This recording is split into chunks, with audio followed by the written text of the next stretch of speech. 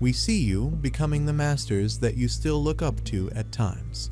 And this is what it is all about: finding your own mastery. Do not follow any master that is brought before you by tradition or by books or by anything someone else is telling you. Find your own mastery, that's what it's all about. Today, I would like to speak about a theme that reaches back far into your history: the energies of the male and the female. These are old energies, and a lot is going on with them right now. First, I would like to say something about the nature of the male and the female. These energies are two aspects of the one. They therefore are not really opposed or dualistic, they are one. They are two faces of one energy. It is difficult to move beyond the teachings and beliefs that have served a person well as guidelines throughout their life. However, there comes a time in everyone's evolutionary journey when they must let go of many beliefs that remain familiar and comfortable but no longer resonate in order to integrate the higher levels of awareness. This process is usually not consciously chosen, but rather is brought about by the higher self when the person is ready. When everything a person has been taught, believed, and built their foundation on begins to no longer resonate in the same way. It usually precipitates a period of fear, confusion, doubt, resistance, and even the belief that the person is losing their mind because everything they have wholeheartedly believed up to this point seems to have been a lie. The universe as a whole is a living, breathing, celestial organism of intelligence. Since intelligence always exists in perpetual cycles of growth, the universe always exists in a state of ever-growing expansion. Consciousness is the fabric the universe is made of. It is always transmitting a light-filled energy of higher intelligence to all life forms living within it. Such codes of light pouring into every life form act as constant evidence of the universe continually multiplying and growing through cycles of expansion. In essence, we are multidimensional expressions of a universe that can't help but expand, which is mirrored in the desire and destiny to grow and evolve. It is the energy of the primal source, the flowing light, pure being. It is the energy that has not yet manifested. The inner aspect of things. The female energy is all-encompassing and oceanic. It does not differentiate or individualize. Now, imagine the energy of the female becoming aware of a certain movement inside of her, a slight restlessness, a desire for reaching out outside of her boundaries, moving outside of herself to attain experience. There is a longing for something new, for adventure, and then an energy comes to her that answers that longing. It is the male energy that wants to be of service and help her manifest in matter in form. The male energy defines and shapes the female energy, and by their cooperation, the total sum of energies can take a completely new direction. A new reality can be created in which everything can be explored and experienced in ever-changing forms of manifestation. The dance of the male and female brings forth the fluctuating spectacle of created reality, of your creation. This is a spectacle of great beauty wherein the male and female energy worship each other and celebrate their cooperation and playful joining. And this is as it should be. The male and female energy belong together. They are two aspects of the one, and together they celebrate the joyful manifestation that creation is supposed to be. God is not an old man sitting on a cloud passing judgment on every person's qualifications to receive good or punishment according to how well they have followed some man-made rule. God is omnipresent, omnipotent, omniscient consciousness, and because everyone is an expression of this one and only consciousness, everything is already fully present within every individual. You are not a part of God. You are the wholeness. It is not only foolish but fruitless to pray to some concept of God made in man's image to give you things, events, people, etc. God is already expressing fullness in and as every person, and has no awareness of anything other than itself, because nothing other than itself exists. If disease, lack, suffering were facets of divine consciousness, they could never be healed, changed, or eliminated, because they would be held forever in place by divine law. Spiritual evolution is the journey of realizing this and allowing self-completeness to manifest. Because God consciousness does not have ideas of lack and limitation. God is infinitely expressing itself through man and all its expressions. Once a person attains a consciousness of oneness and completeness, mind can then interpret the contents of this state of consciousness on levels the person can understand.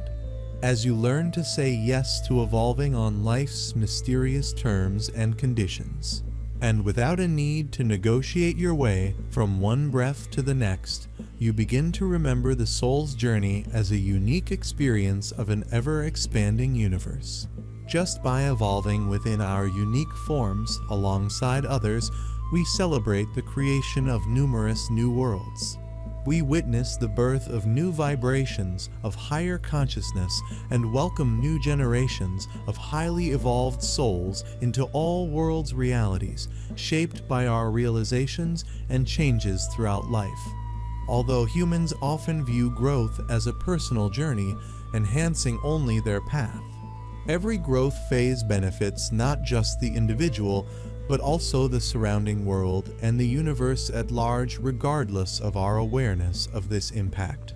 Understanding the connection between self and source, the phrase "as above, so below" can lessen the pressure you might feel, as if you alone are responsible for humanity's evolution.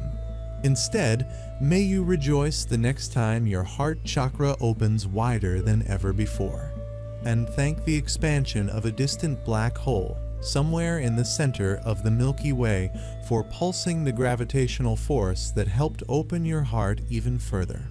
This means your awakening journey is not ever separate from the cosmos. In truth, it is a mirror reflection of all the expansion occurring in space and manifested as form through a dimension of time. As this truth is viscerally felt instead of over-intellectualized, you will begin to remember the universe is always guiding the perpetual growth. You have been given the honor of experiencing, and in whatever way you choose to view it. Right now, you are in the last phase of this history of conflict, in which the male energy has played the part of the perpetrator for many centuries. The male energy has long been playing a part in which it oppresses, mutilates, and destroys the female energy. It was not always like that. There have been times in which the female energy had the upper hand and wrongly manipulated and ruled the male energy. But that time is over. The conflict took a different turn at a certain point, and the roles of perpetrator and victim were reversed. The male energy has been in power for a long time now and has misused this power in such a fashion that the female energy has been weakened and does not realize the integrity of her being anymore. Whenever the masculine and feminine are in conflict, the disintegration of both is inevitable, where the feminine gets victimized more and more and gets lost in self-denial. The masculine energy loses itself in ruthless violence and the kind of aggression you know from the many wars in your past. It is futile to pray for peace because God knows nothing other than the peace of one omnipresent self having no opposites. Instead of praying to God for peace, realize that because every person is divine consciousness individualized, the energy flowing and connecting all life remains fully present even when not recognized because it is the reality. But rather cease giving them power by acknowledging the reality underlying all appearances. War is an activity of the collective belief in separation, which must be experienced by some in order for them to learn and evolve beyond beliefs of separation. Long past the time they are ready to have both feet in the world of truth. This can be difficult, scary, and even result in rejection by family and friends, but you came to Earth to fully awaken. Clear remaining old energies, help others do the same, and by doing this assist with Earth's ascension process. The issues you are witnessing on Earth at this time are facets of this process because everything old and false must surface, play out, and be recognized in order to be let go of and moved beyond. The female energy has arisen and its star is rising. Actually, the most urgent matter in this time and age is the transformation of the male energy. It is now time for a new definition of male energy. I could have easily called this channeling the rebirth of the male energy. For I want to stress that it is only in reunion with a matured and balanced male energy that the female energy can flourish again. The female energy has in the past century, and even before that, regained power and strength. It has begun to flourish in a new and more balanced way. Despite the inequality of the sexes that is still present in your society, the rise of the female energy is unstoppable. However, the female energy cannot gain full strength and vitality without cooperation with the male energy. This goes for the collective level as well as the individual. The female energy cannot make its final breakthrough without the support of and connection with the male energy. This is not because of an inherent weakness in the female energy. It is because of the essential nature of male and female energies. The fact that they are intertwined and can only fulfill their brightest potentials in cooperation. This is why it is imperative now that the male energy reshape itself and venture into the new. Some remain in abusive or even dangerous situations simply because they want to please, reflecting low resonating attempts to be loved. Others have been taught that it is spiritual to be loving and patient regardless of all negative circumstances. It is not spiritual to allow some person or group to manipulate you physically, emotionally, mentally, or even spiritually. However, it is very important to be very honest with yourself in these types of situations, not interpreting another's desire for dialogue or change as an easy excuse to run away or avoid dealing with something, and particularly during these times of intense clearing. That the painful situations a person may be dealing with in this lifetime are actually old energies that were experienced and have been carried through many previous lifetimes. When a person feels strong and evolved enough to finally acknowledge and clear intensely painful and low resonating energies they still carry, they will often choose to incarnate into a family or situation that will reactivate this old energy. Because now they are spiritually empowered and emotionally prepared, they are able to re-experience the energy in some form. Recognize it for what it represents and fully release it from consciousness. In these types of situations, do what needs to be said or done while inwardly knowing the true spiritual nature of all involved.